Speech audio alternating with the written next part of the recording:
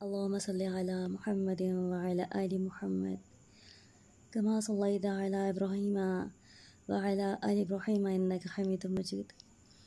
अल्लाहुम्मा बारिक अला मुहम्मदिन व अला आलि मुहम्मद कमा बारकता अला इब्राहीम व अला आलि इब्राहीम इन्नका हमीदुम मजीद। अस्सलामु अलैकुम व रहमतुल्लाहि व बरकातुहू।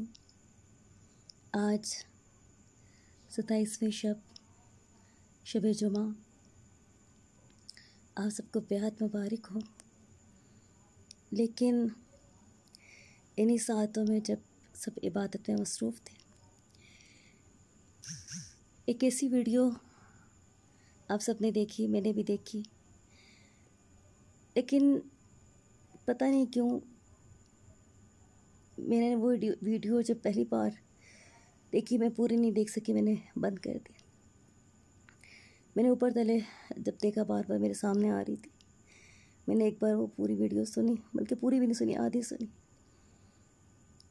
जिस कदर हंगामा, जिस कदर शोर, जिस कदर ऊंची आवाज़ें,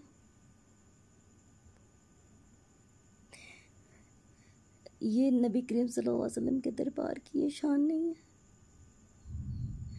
उनका मकाम इतना ज़्यादा है, इतना बड़ा है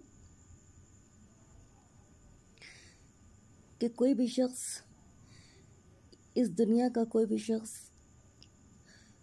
और ऐसे लोग जो इक़्तिदार के भूखे हों, कोई भी हो, आज की सदी का, किसी भी सदी का, वो इस काबिल नहीं है कि उसकी खातिर शान मुस्तफ़ा को यूँ रोन डाला जाए। मैं सऊदी हुकूमत से भी ये अपील करूँगी, मेरा दिल कर रहा है उन लोगों को ट्रेस करें, उनके ख़िलाफ़ मुक़दमात होने चाहिए। इसलिए नहीं कि उन्होंने किसी सियासी शख्सियत के बारे में ऐसा कहा, इस जुर्म में कि जिसके बारे में कुरान में आयत नाजिल हो गई।